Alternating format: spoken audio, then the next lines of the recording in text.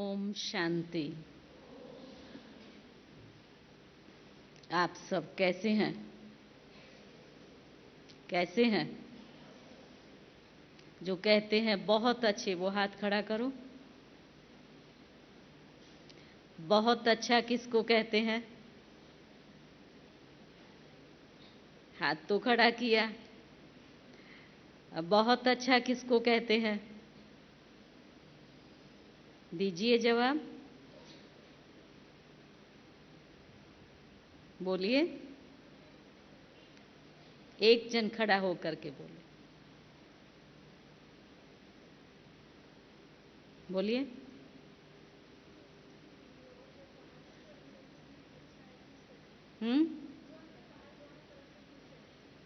जो अंदर बाहर दोनों तरफ से सेफ हो। अच्छा, उसको बहुत अच्छा कहते हैं।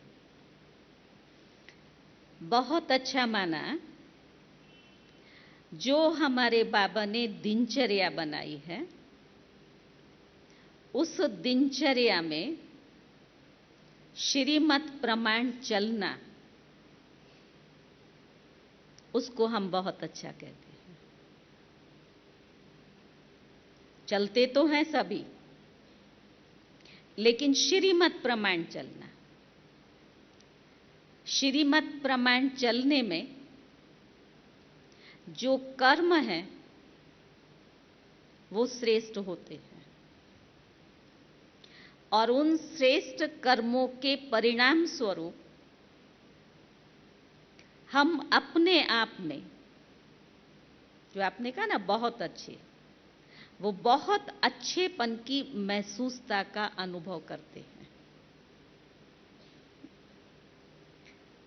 फिर से मैं आज अपनी बड़ी दीदी को याद करती हूँ, हमारी दीदी मनमोहिनी।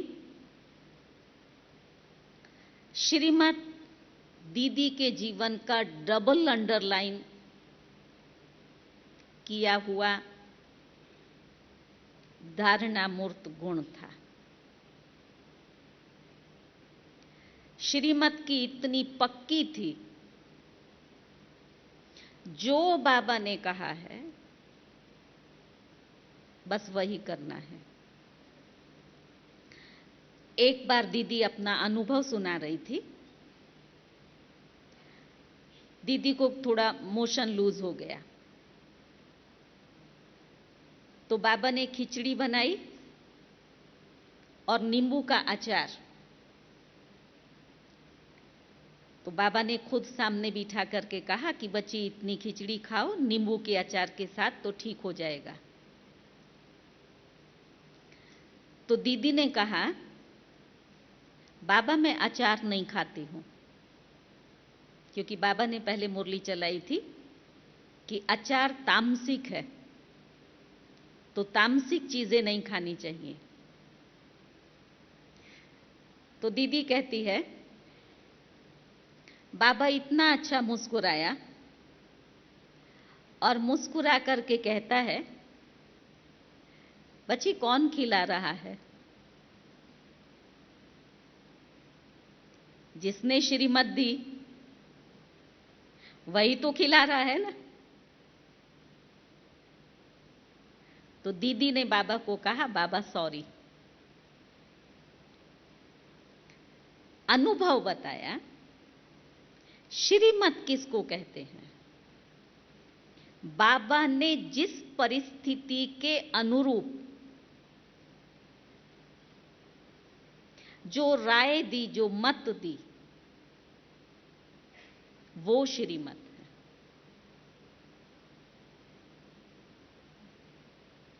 और ऐसी श्रीमत पर जो आत्माएं चलती हैं, वो धीरे धीरे अपने में दिव्यता को भरती जाती है। आप सब बाबा की बच्चियां अपने आप को ब्रह्मा कुमारी समझती हैं? ब्रह्मा कुमारी समझती हैं? सभी ब्रह्मा कुमारी हैं? सभी हैं या बनेंगी? ब्रह्मा कुमारी बनेंगी या ब्रह्मा कुमारी हैं? हैं। सबको पक्का है? सबको पक्का है? थैंक्स। अब हम चलते हैं अपने विषय की तरफ। अगर आपकी ये धारणा पक्की है कि मैं ब्रह्मा कुमारी हूं, तो ब्रह्मा कुमारी माना ही शिव शक्ति, क्योंकि शिव बाबा ने ब्रह्मा मां के द्वारा मुझे अडॉप्ट किया है। ये तो हमें पक्का है ना। हम एडॉप्ट की हुई ब्रह्मा मुख वंशावली शिव शक्तियां हैं।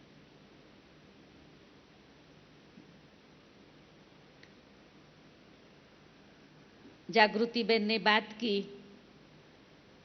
कि आज की दुनिया में सुरक्षा के लिए बहुत सारी बातें बताई जाती हैं, कराटे सिखाते हैं, और आजकल महिला सुरक्षा के लिए गवर्नमेंट भी जागरूक हुई है। बहुत नए नए कायदे कानून कि नारियों की सुरक्षा हो। जगह जगह आप भी देखते होंगे रोड पर होर्डिंग्स लगे हुए हैं, इस नंबर पर आप डायल करें और ये आपको सुरक्षा मिलेगी। वहां भी भय कब पैदा हुआ? एक समय था जो नारी बलवान थी, नारी शक्ति थी। आज नारियों को सुरक्षा के लिए अधिकार चाहिए। वो तब हुआ जबकि नारी के व्यक्तित्व में गिरावट आई। आज की नारी देह अभिमान के वशीभूत, हम देखते हैं ना बाहर की महिलाओं को, उनका जो बॉडी कॉन्शियसनेस है, जो लोगों की वृत्ति को विकृत करता है, तो भय पैदा हुआ। भय हुआ तो सेफ्टी के साधन बने। लेकिन हमारे बाबा ने स्वरक्षा, स्व अर्थात आत्मा, उसकी रक्षा के लिए हमें पहला आत्मा का पाठ पक्का कराया है।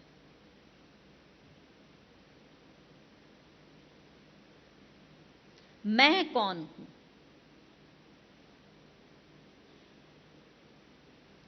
अब पाठ को हमने कहां तक पक्का किया, उसमें हम सब हर एक अपने अपने पर हर एक डिपेंड करता है। लेकिन बाबा ने जरूर पढ़ाया है। और मुझे याद है, हम जब दादियों के साथ में रहते थे तो दादियां ये सुनाती थी कि बाबा ने शिव शक्ति कंबाइंड का ऐसा अभ्यास कराया और बाबा हर कार्य कराता था। फिर चेक करता था कि बच्चियों में भय है। रात को पहरा देने का काम बाबा ने दिया और एक बार बाबा ने परीक्षा की। बाबा ने पेड़ के ऊपर में किसी भाई को बिठा दिया। अब जब वो बहन लकड़ी और सीटी लेकर के उधर से निकली, उसने सीटी बजाई, उसने ऊपर से कुछ गिराया और पेड़ को हिलाया। उसने टॉर्च लगाई, कौन है? डरी नहीं और वहीं खड़ी रही, देखती रही कि आखिर है क्या, कोई जानवर है? फिर वो भाई नीचे उतरा। कहने का तात्पर्य, फिजिकली भी बाबा ने भय से मुक्त किया और भय मुक्त होने का जो अभ्यास कराया, मैं शिव शक्ति कंबाइंड हूं। अकेले को भय आता है। मेरे साथ में कौन है? मैं कंबाइंड किसकी हूं? शिव की शक्ति हूं। हम शिव और शक्ति कंबाइंड हैं। अब ये कवच बाबा ने हमें पहना दिया। इस सुरक्षा कवच को पहने रखना ये किसका काम है? हमारा काम है। हम इस कवच को पहनने में चूक जाते हैं, भूल जाते हैं। और जब हम ये भूल जाते हैं तो ब्रह्मा कुमारी पन की भी कई बार विस्मृति हो जाती है। आप कॉलेज में पढ़ने वाली कुमारियां, जॉब पर जाने वाली बहनें, थोड़ा सा आप अपने अंदर में झांक करके देखो कि जिस समय आप कॉलेज में जाते हो तब आपका ये रूहानी व्यक्तित्व तो है।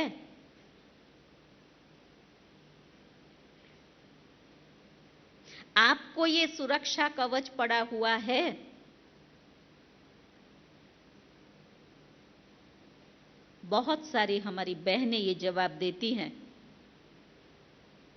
अभी तो हम पढ़ रहे हैं तो कॉलेज की ड्रेस चीज अलग है, यूनिफॉर्म वो अलग चीज है। लेकिन जैसे दूसरा स्टूडेंट जिस ड्रेस को पहनते हैं, आज की दुनिया की ड्रेसेस तो आप समझते हैं ना, वो ड्रेस मैं ब्रह्मा कुमारी पहनूं, पहन सकती हूं? नहीं।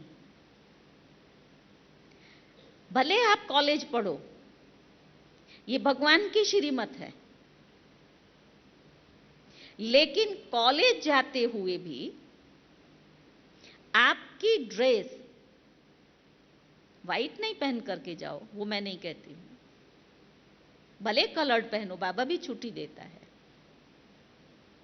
लेकिन मर्यादा युक्त तो होनी चाहिए।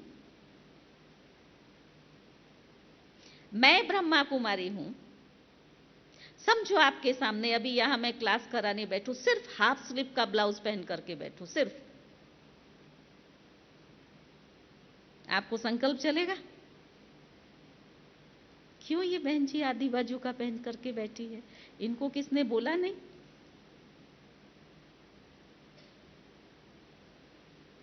क्यों आपको महसूस हुआ? क्योंकि इस लाइफ की ये मर्यादा नहीं है, ये मेरी ड्रेस नहीं है। आपको आश्चर्य लगा। ऐसे ही आप बच्चियां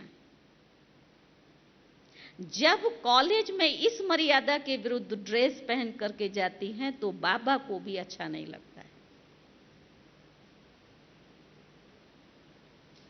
वहां आपको जरूर भय पैदा होगा, किसी की भी आपके लिए वृत्ति खराब हो सकती है।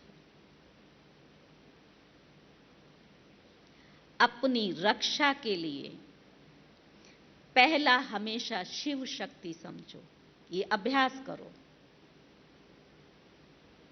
जो भी मानसिक कमजोरियां हैं उन कमजोरियों को समाप्त करो शिव की शक्ति से। कोई भी प्रकार का भय, कोई ऐसा सोच सकता है, कोई ऐसा कर सकता है, मेरे साथ ऐसा हो सकता है, हमारी डिक्शनरी में हो सकता है शब्द है ही नहीं।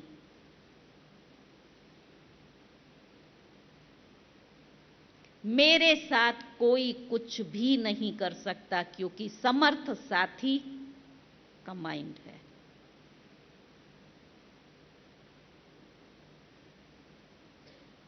मन के अंदर कमजोरी के संकल्पों को इस स्मृति से भस्म करो।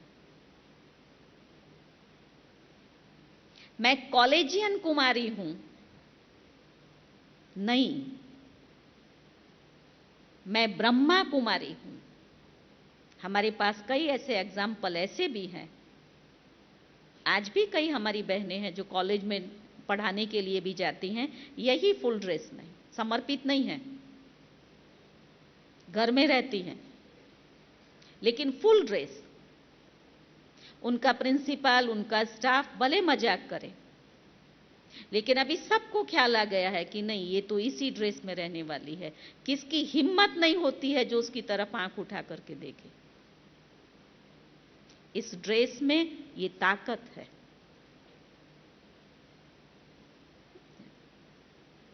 आप सब भी, अगर आपके पास ऐसे कोई ड्रेसेस हैं, तो आज मन से संकल्प करो, मैं इस प्रकार का कोई भी ड्रेस जिससे हमारा बदन दिखाई देता हो, मैं स्पष्ट बोलती हूं, मैं नहीं पहनूंगी। हमारे बाबा ने इतना हाथ और इतना गला, बस, और कुछ नहीं दिखाई देता। अच्छा लगता है ना?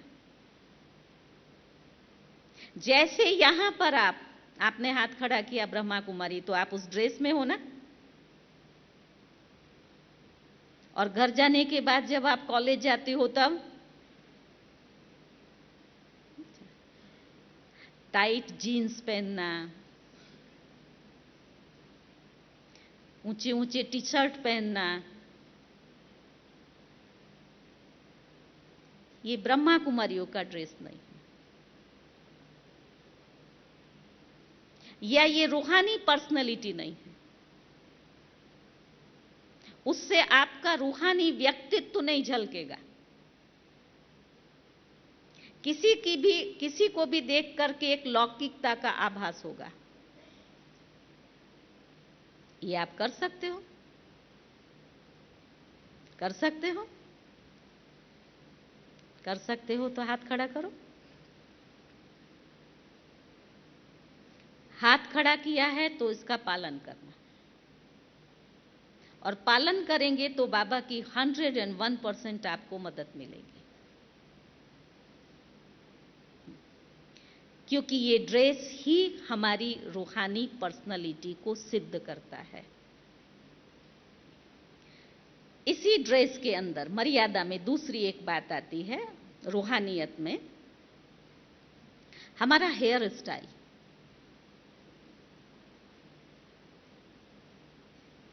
बाबा ने जो बनाया है, खराब लगता है? नहीं लगता है। इधर से ऐसे कर दिया, इधर से ऐसे कर दिया, यहां भरा दिया, यहां कुछ लगा दिया, यहां लटका दिया। अभी मैं बोल रही हूं तो आपको हंसी आ रही है, और जब आप लटका करके निकलते हो तो बाबा को हंसी आती है कि देखो ये बक्कल वाली ब्रह्मा कुमारी जा रही है।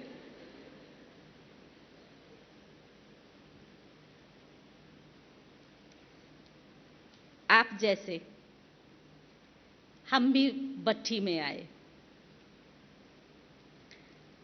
तो हर एक, पहले तो वही बाल वाल तो होते हैं ना। तो दादी जानकी ने क्लास कराया मधुबन में, 70 की बात है, 1970 की, तब भट्ठी की थी। तो कई बहनें ना ये साइड पर यहाँ निकालती थी मांग, राइट, बीच में नहीं निकालती थी। तो दादी ने कहा सब बीच में निकालना कल।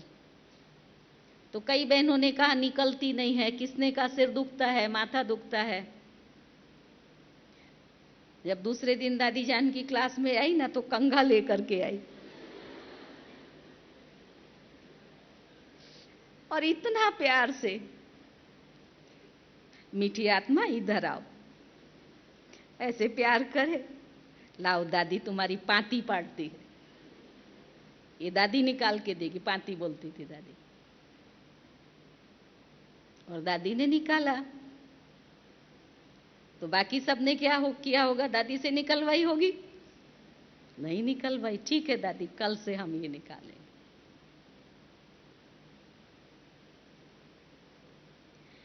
किसी भी प्रकार का आकर्षण अगर मुझे है,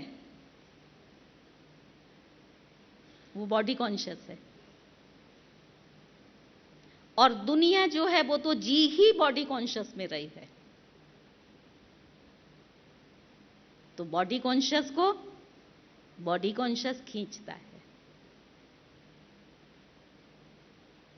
वहां आप कितना भी बोलो बाबा मेरी रक्षा करे, मैं शिव शक्ति हूं, नहीं, कर्म में परिवर्तन चाहिए। शिव शक्ति माना शिव शक्ति की यूनिफॉर्म वाली।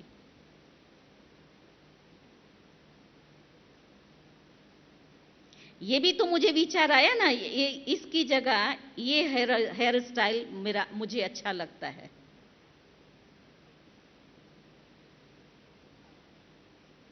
हमारी दादियों को देखो, जितनी ब्रह्मा कुमारी बहनों को देखो, सबका एक ही हेयर स्टाइल है।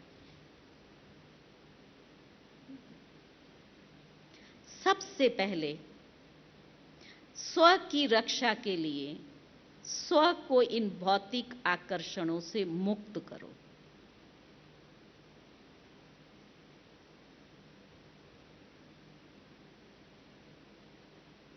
इसी के अंदर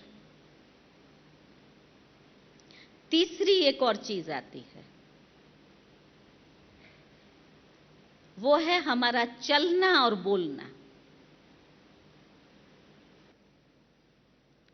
बाबा हमेशा कहता है तुम्हारी चाल कैसी होनी चाहिए? कैसी? फरिश्तों जैसी तुम्हारी चाल होनी चाहिए। और फरिश्ते कैसे होते हैं? हड्डी मांस नहीं होता है, लाइट का कार्व होता है, आकृति दिखाई देती है। और उनकी चाल जिसके अंदर में आवाज नहीं होता है।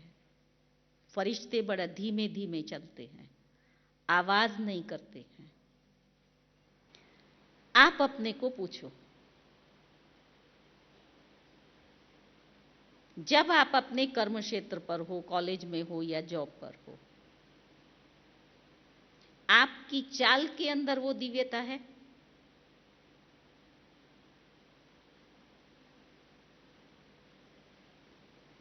है?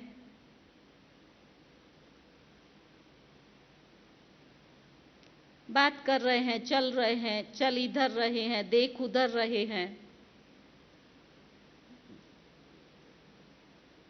शक्तियों की चाल कैसी है? फरिश्तों की चाल कैसी है?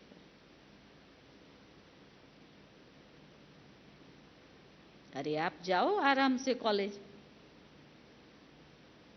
ये सुरक्षा का कवच पहना, बाबा की याद में ये शक्ति जा रही है, जो सामने वाले को, देखने वाले को लगे कि नहीं ये व्यक्ति कुछ न्यारी है।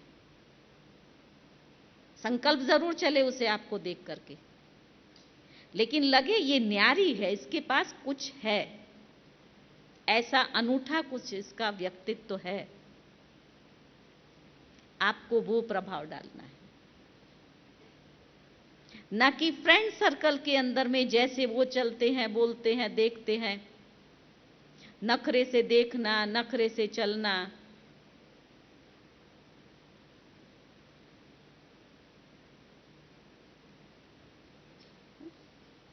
दादी जान की एक शब्द बोलती है, लटकना, अटकना और भटकना।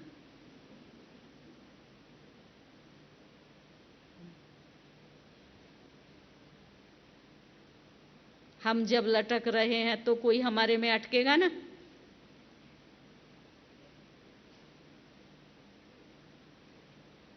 अगर ये सारी बातें हमारे व्यक्तित्व में है, रूहानी हमारा व्यक्तित्व है,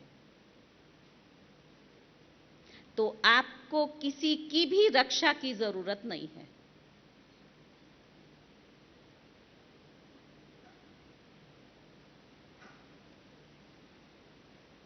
आप महसूस करते हो इस बात को, समझ रहे हो कि ये राइट है? तो अब अपने आप को ये यहां से, इस भट्ठी से पढ़ा दो। बहुत गई, थोड़ी रही, थोड़ी की भी थोड़ी। मैं बाबा के डायरेक्शन प्रमाण पढ़ जरूर रही हूं। मैं ब्रह्मा कुमारी हूं तो ब्रह्मा कुमारी जीवन की सर्व मर्यादाओं में मुझे चलना है।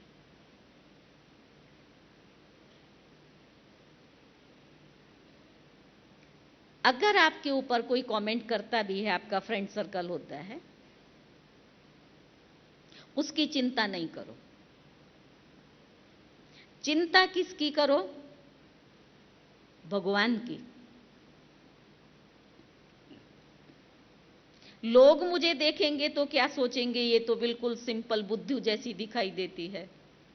कई लोग बोलते हैं फिर लोग हमें बुद्धू समझेंगे। अच्छा है, बुद्धू समझेंगे तो दृष्टि तो नहीं जाएगी। बुद्धिवानों का बुद्धिवान वो तो मुझे बुद्धू नहीं समझ रहा है, उसकी दृष्टि में मैं बरोबर हूं। बस लोगों की चिंता मत करो। लोग आप ब्रह्मा कुमारी बन करके ये ड्रेस पहनेंगे तो भी बोलेंगे, और आप ब्रह्मा कुमारी ड्रेस में जाएंगे तो भी बोलेंगे। लोगों का काम क्या है? बोलना। कहते ना ये 2.5 इंची की जवान ऐसे भी चलती है, ऐसे भी चलती है, इसका काम चलना है। मेरा काम क्या है? मेरा काम है श्रीमत पर चलना।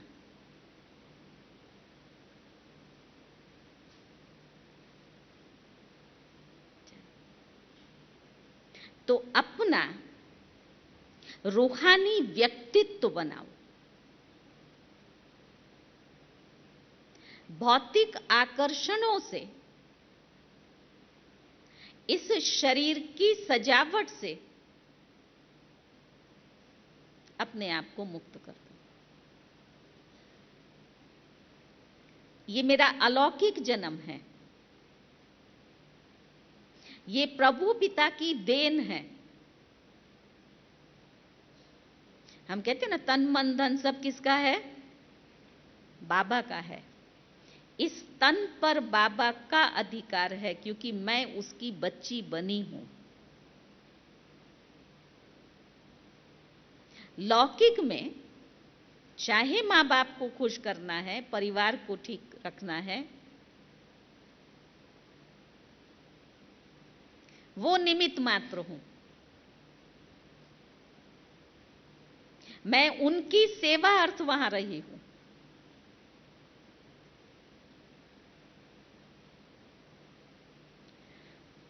तो रूहानी व्यक्तित्व के अंदर निर्भयता है।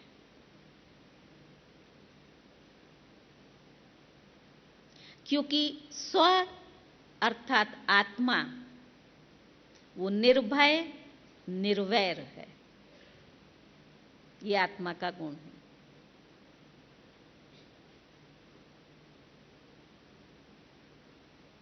इसको बार बार अभ्यास से अनुभूति में लाओ।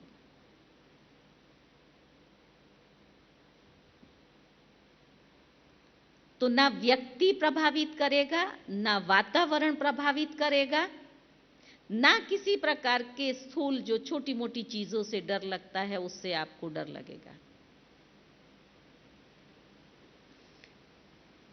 हम लोग की जब भट्ठी चल रही थी, जिस भट्ठी की मैंने पहले आपको बात सुनाई दादी जानकी की,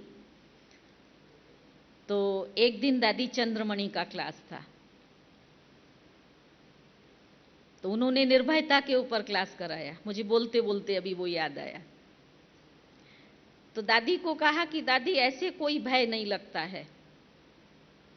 एक बहन ने कहा मुझे ना इविल सोल का बड़ा डर लगता है।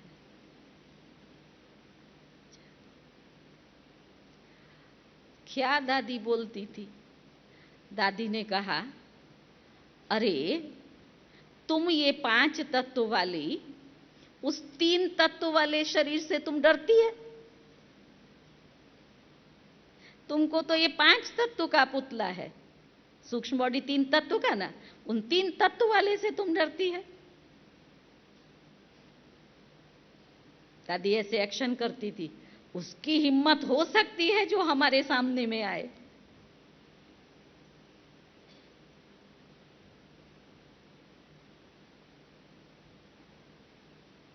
भय का संस्कार आपकी रूहानियत को खत्म करेगा।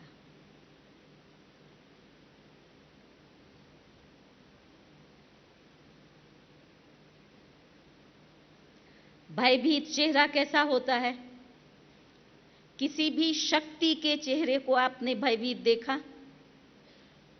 देखा? असुरों के ऊपर ऐसे खड़ी हुई। उसे भय है ही नहीं, क्योंकि शिव उसका साथी है और खुद शक्ति है।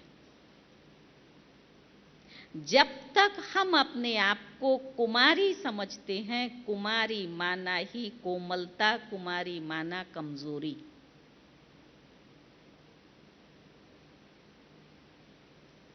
और कुमारी से भी नीचे अगर आप उतर जाते हो, अपने आप को लड़कियां समझते हो,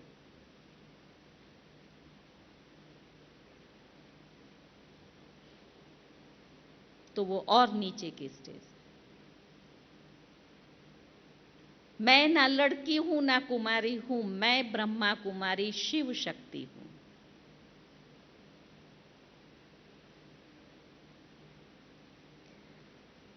तो हम जब इस रूहानियत में आ जाते हैं, तो इविल सोल्स भी हमें नहीं डरा सकती, वो भय भी हमारे में नहीं आ सकता है।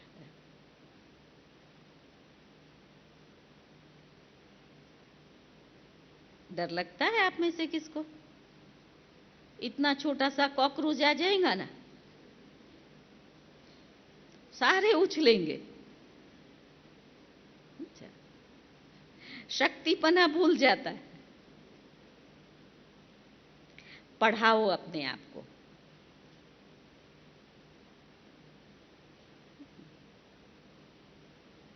हर परिस्थिति को समझने की कोशिश करो ज्ञान से।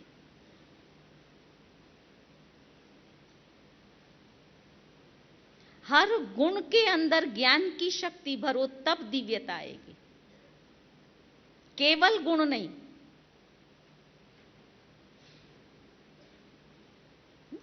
जैसे समझो किसी के अंदर में मीठा स्वभाव बड़ा अच्छा गुण है,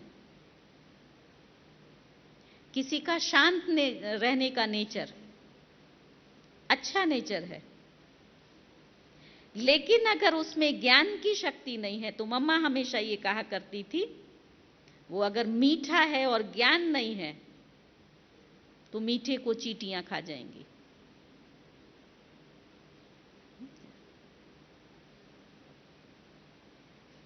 तो गुण में ज्ञान की शक्ति से दिव्यता आती है।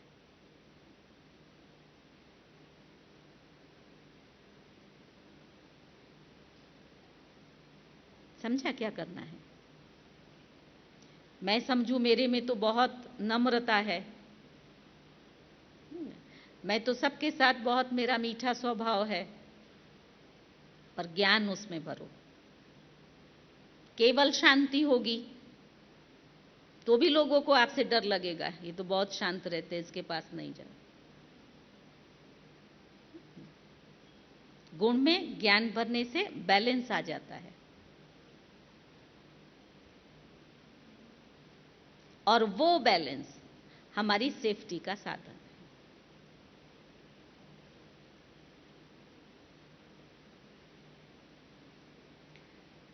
तो अपने आप में दूसरी बात ये निर्भयता की, ना हमें व्यक्ति का भय है, क्योंकि बाबा ने हमें ये पढ़ाया है, बच्चे तुम्हारे जैसा दुनिया में कोई नहीं है। हर रोज बाबा मुरली में कहता है। तो मैं ऊंचते ऊंच हूं, मेरे जैसा कोई है ही नहीं।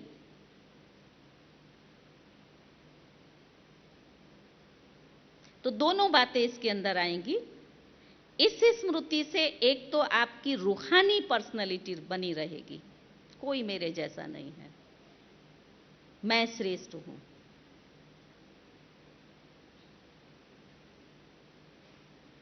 और दूसरी बात,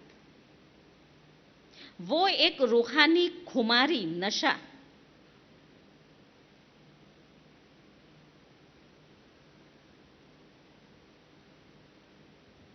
जिससे आपको आकर्षण नहीं होगा।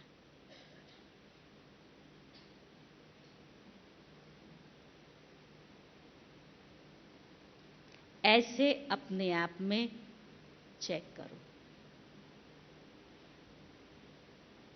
मुरली को सुन तो लेते हैं हम, सुनने के बाद समझ भी लेते हैं,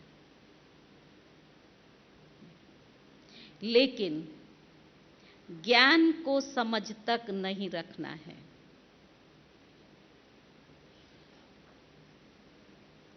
समझ को चिंतन से स्वरूप में लाना है। जब तक स्वरूप में नहीं आता है, तब तक आपको अपने में कमजोरी महसूस होगी। और स्वरूप तक पहुंचने के लिए आपको लगातार पुरुषार्थ में लगे रहना पड़ेगा।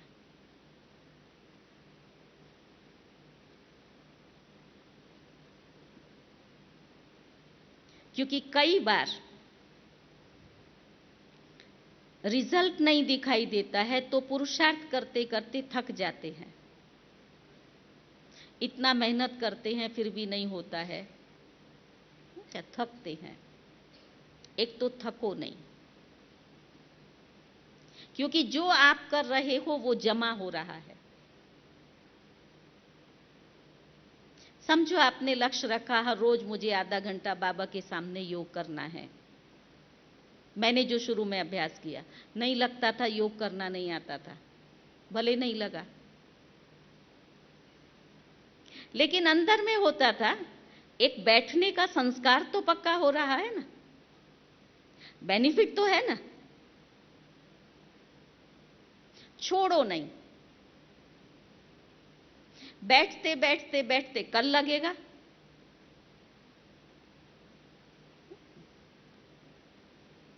तो स्वरूप तक अपने आप को पहुंचाना है। अब लक्ष्य है आपका, पुरुषार्थ भी करते हो, लेकिन इस स्थिति तक पहुंचने से पहले एक भय स्थान जो कुमारियों के जीवन में आता है, वो है संग।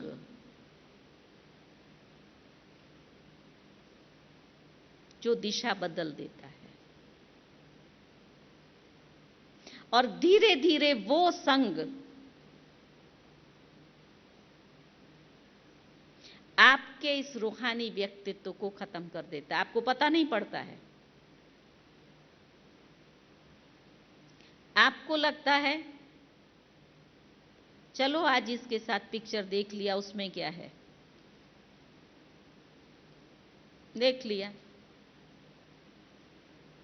फ्रेंड्स के साथ बैठ करके इधर की उधर की बात कर ली, इसमें क्या है, इसमें क्या है, उसी में सब कुछ है। माया क्या करती है, पहले इतना सा पकड़ती है और फिर यहां से पकड़ लेती है। तो आपने ये तो सहज पकड़ने दिया, यहां तक पकड़ा तब भी आपको पता नहीं पड़ा, यहां पकड़ा तब भी पता नहीं पड़ा। अब जब यहां पकड़ में आ गए और जकड़ गए, तब आपको पता पड़ा कि ये तो संग ने नुकसान कर दिया।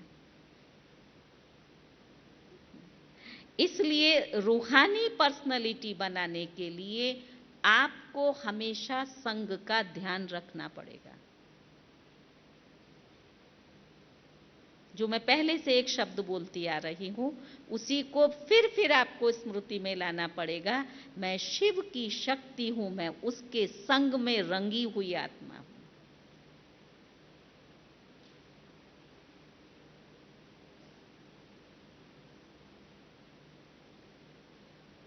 आप जब ब्रह्मा कुमारी हो, आपके संग का रंग आपकी फ्रेंड्स को लगना चाहिए। वही होना चाहिए ना? या उन कमजोर आत्माओं का रंग आपको लगना चाहिए?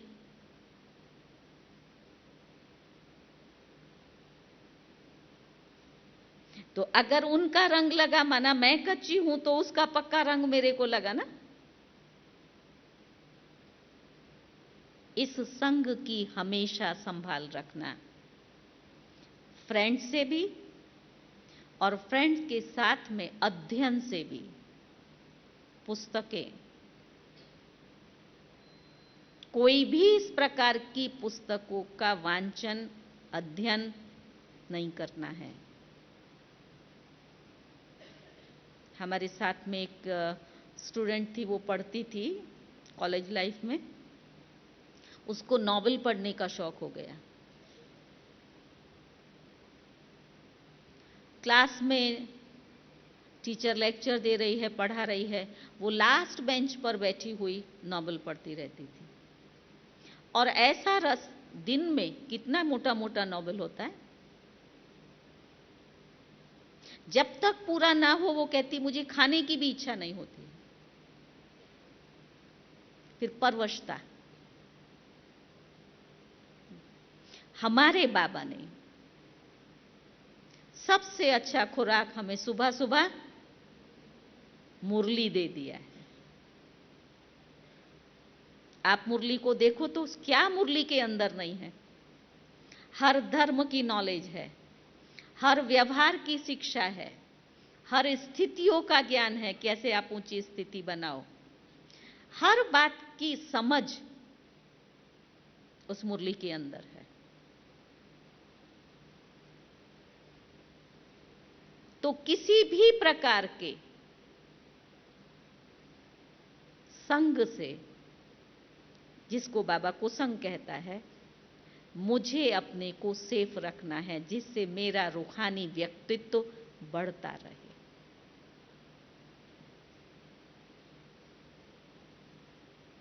ये सारी छोटी छोटी बातें होती हैं जो उस आयु में पता नहीं पड़ती हैं, और हम चलाते हैं, लेकिन उसका फिर परिणाम बाद में भयंकर आता है। और आप सब तो कह ही रहे हो हम ब्रह्मा कुमारी हैं।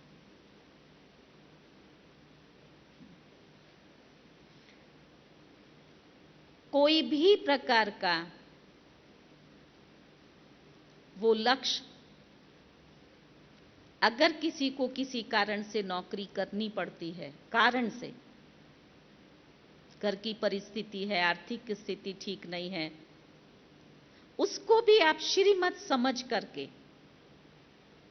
बड़ों की आज्ञा और राय अनुसार करो।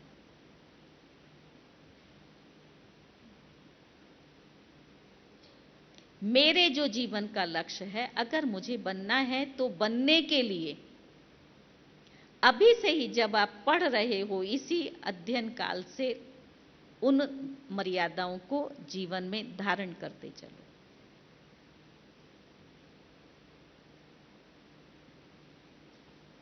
तो अगर अभी का ये अभ्यास आपका शुरू होगा, तो जिस समय आप अपनी स्टडी को पूरा करेंगे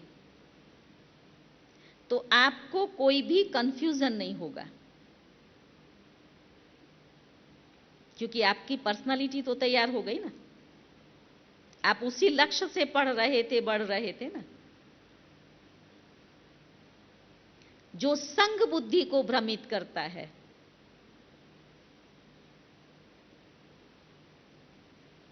उससे बुद्धि को भ्रमित नहीं करना। मैं कल कहा था ना एक बात की, किसी ने कह दिया भाई ऐसा होता है और मैं अपने जीवन का लक्ष्य बदल दूं, नहीं।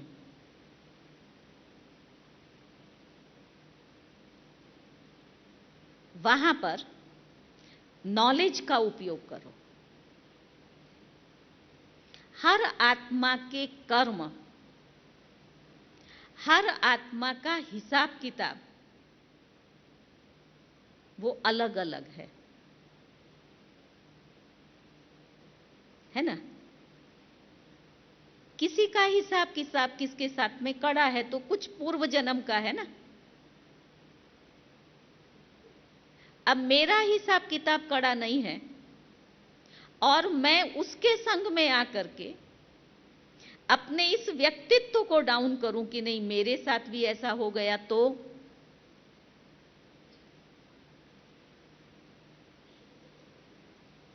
हमको हमेशा दादी कहती थी अपनों से ऊंचों का संग रखना चाहिए, समान का भी नहीं। वो तो दादी कहती तेरे जैसा है तो तेरे जैसा बनाएगा। हमेशा ऊंचों का संग करो, बड़ों का संग करो। और सचमुच में मैं अपने अनुभव से ये बात कह सकती हूं कि बड़ों के संग से आपको मेहनत नहीं करनी पड़ेगी। वो संग का रंग ऑटोमेटिकली हमारे हर कर्म को चेंज करता है।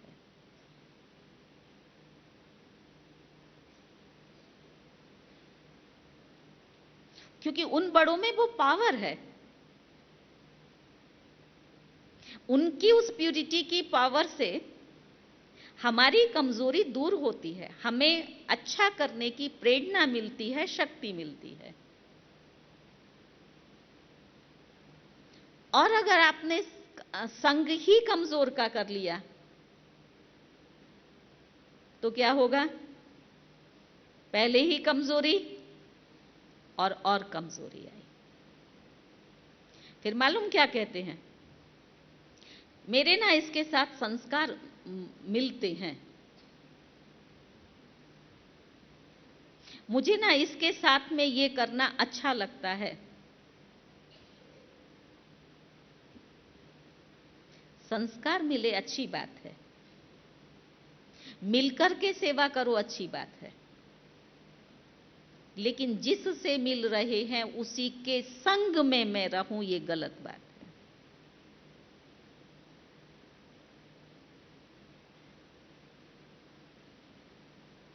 संग मेरा उन बड़ों का होना चाहिए और कभी भी बड़ों से डरना नहीं चाहिए।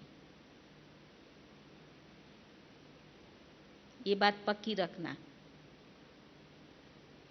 बड़े हमेशा बड़े हैं। अगर आपकी किसी धारणा के लिए या किसी कमजोरी के लिए उन्होंने आपको लड़ा, बोला, आप डरो नहीं। पहली बात तो लड़ते नहीं हैं, ध्यान पर अगर देते हैं तो उनकी उन श्रेष्ठ भावनाओं को आप सोचो कि ये मुझे सुधारने के लिए कितनी ऊंची भावना रखते हैं। अगर आपने उनकी उस राइट भावना को समझ लिया तो आपको कभी भी भय नहीं आएगा, आप कभी बड़ों से दूर नहीं होंगे। उसी समय आपको प्यार आएगा और यही प्यार आप में रूहानियत पैदा करेगा। भावना को, उस रूह की, उस आत्मा की भावना को समझा, ये रूहानियत है। और बाहर का रूप देख लिया कि नहीं मैं तो नहीं जाऊंगी, मेरे से ये चीज टूट गई थी तो ऐसा बोल दिया था, अब मैं तो कभी नहीं जाऊंगी। डरो नहीं।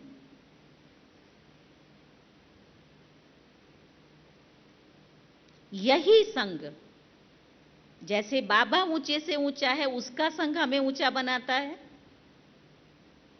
ऐसे बड़ों का संग भी हमारी इस रूहानी पर्सनैलिटी को बनाने में हमें मदद करता है। और मैंने तो आज दिन तक सच में कभी पुरुषार्थ नहीं किया है।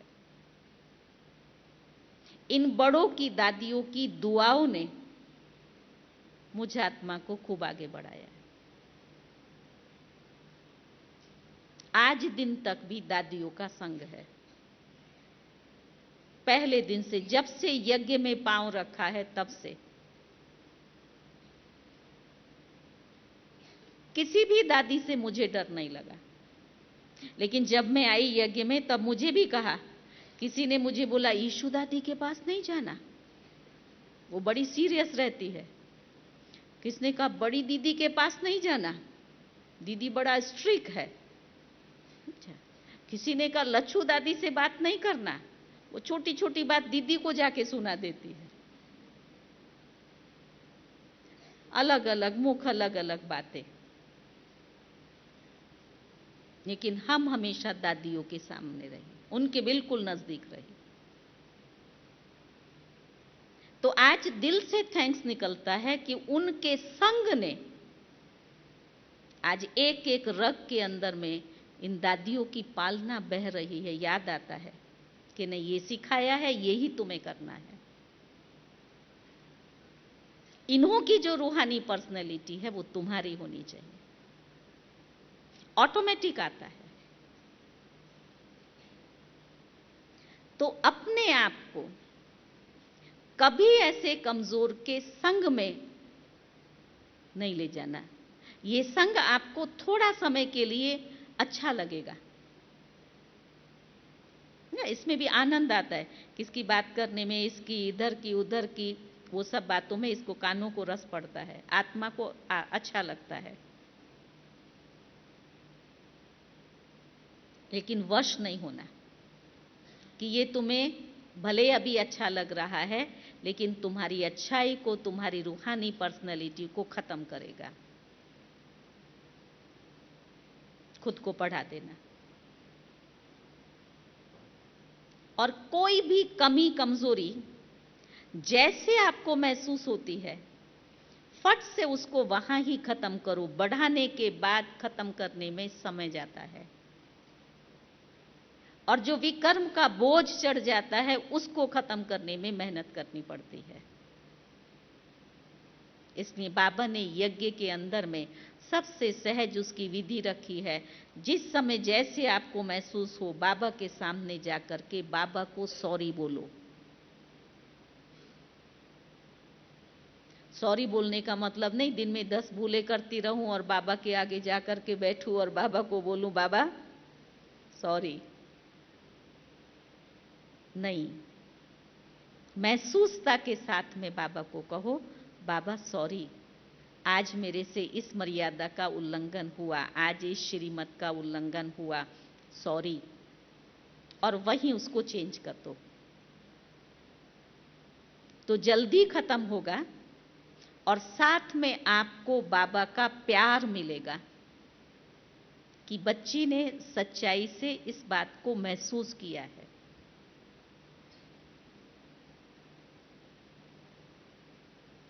बाबा को आप उसी प्यार से देखो। सचमुच बाबा एक एक संकल्प को सुनता है, एक एक दिल की धड़कन उसके पास तक पहुंचती है। ये कहने की बातें नहीं है, लेकिन ये आपका अनुभव होना चाहिए। है कौन? ऑलमाइटी अथॉरिटी है, सर्वशक्तिवान है, हमारे लिए आया है, हमें बना रहा है। हमारी सच्चाई वो उसको खींचती है, क्योंकि वो खुद परमात्मा के लिए क्या कहते हैं? गॉड इज ट्रूथ, सत्य है ना, तो सत्य को सत्यता खींचती है। फिर से आती हूं लेकिन पर। लेकिन ये सब कुछ आपको समझ करके प्रैक्टिकल करना होगा। फल कर्म का है, प्राप्ति कर्म की है। बीज मेरे पास में है, लेकिन बीज को अगर धरती में नहीं बोया, फल मिलेगा? कितना भी महंगा क्यों ना हो, आप उसको संभाल करके 10 वर्ष तिजोरी में रखो, अरे मेरे पास तो इतना महंगा बीज है, वैल्यू नहीं। ऐसे ही आप इतना ऊंचा ज्ञान है, आप बार बार लोगों को सुनाओ, अरे बाबा तो क्या कहता है, पर तिजोरी में बंद कर दिया है। उसे कर्म में लाओ, बीज को धरनी में बो। फिर आप इस रूहानी पर्सनालिटी का इतना अच्छा अनुभव करेंगी, आपको किसी के भी सुरक्षा की जरूरत नहीं रहेगी। स्व की रक्षा आप स्वयं करेंगी। हम स्वरक्षक हैं, साथ साथ विश्व रक्षक हैं।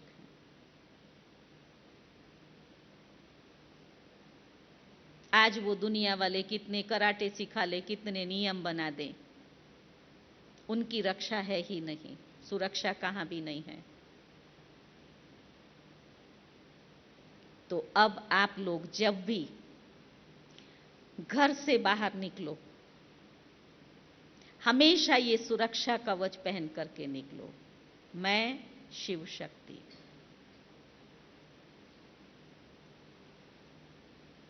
आप हमेशा सेफ रहेंगे। लगता है आपको ये हम कर सकते हैं? लेकिन अभी से अभ्यास शुरू करो। अभ्यास प्रैक्टिकल में लाना शुरू करो, क्योंकि यहाँ का तो वातावरण अच्छा है और आप भी सिर्फ भट्ठी के लिए आए हैं, तो मन भी शांत और एकाग्र है, उससे सुन रहे हैं तो अच्छा लग रहा है। लेकिन ये वहां जाने के बाद बदल जाएगा अगर यहां अभ्यास नहीं किया तो। शुरू करते जाओ, हूं शिव शक्ति तो शिव शक्ति चलते हुए अनुभव करो। आपको हर रोज सोमान दिया जाता है, उस सोमान को आप यूज करते हो, अभ्यास में लाते हो। आज का सोमान क्या है? एक व्रता। अब एक व्रता को सोचो, उसको ही अगर पक्का कर दो तो वही हुआ ना।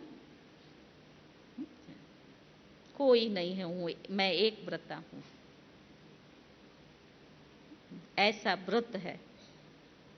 तो ऐसे व्रतधारी आप सभी आत्माएं, बाबा की श्रेष्ठ संकल्पधारी बच्चियां जरूर अपने लक्ष्य तक पहुंचेंगी, बाबा की और दादियों की आशाओं को पूर्ण करेंगी। ओम शांति।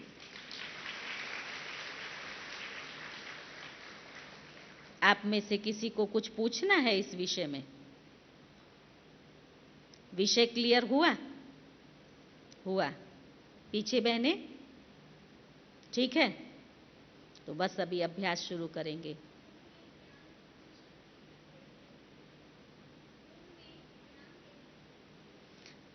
गुण में ज्ञान कैसे भरे? कहा ना कि गुण है हमारे में, लेकिन उसमें ज्ञान भरे, तब हमारा रूहानी व्यक्तित्व बनेगा। ज्ञान है समझ, ज्ञान समझ है ना। मेरे में मिठास का गुण है, मैं सबके साथ बड़े मीठे रूप से बात करती हूं, लेकिन वहां मुझे ये समझ होनी चाहिए ज्ञान क्या कह रहा है, उसमें ज्ञान का प्रयोग भी हो। मेरे आपके कल्याण के लिए मैं अगर कोई बात बोलती हूं और वो आपको नहीं अच्छी लगती है, तो आपको अच्छा लगाने के लिए मैं मीठा बोल रही हूं। कई बार क्या होता है, मुझे मालूम है कि इसका ये संस्कार है, लेकिन मैं बोलेंगी तो इसको खराब लगेगा, तो खराब लगेगा तो उसकी जगह मैं उसको अच्छा लगाने के लिए वो बोल रही है। तो मैं अच्छी हूं, मैं मीठी हूं, मेरा व्यवहार सबके साथ अच्छा है, तो मैंने उस व्यवहार को अच्छा रखने के लिए उसको नहीं बोला। लेकिन ज्ञान क्या कहता है कि वो बात उसको इशारे में मुझे देनी चाहिए, वहां मुझे ज्ञान का प्रयोग करना चाहिए। और दूसरी रीति से, जैसे मीठे स्वभाव में भी ज्ञान युक्त अगर हम रहेंगे, आत्मिक स्थिति में रहेंगे, तो कोई भी हमारा उसका फायदा नहीं ले सकता है, मिसयूज नहीं कर सकता है। समझ पूर्वक कर्म,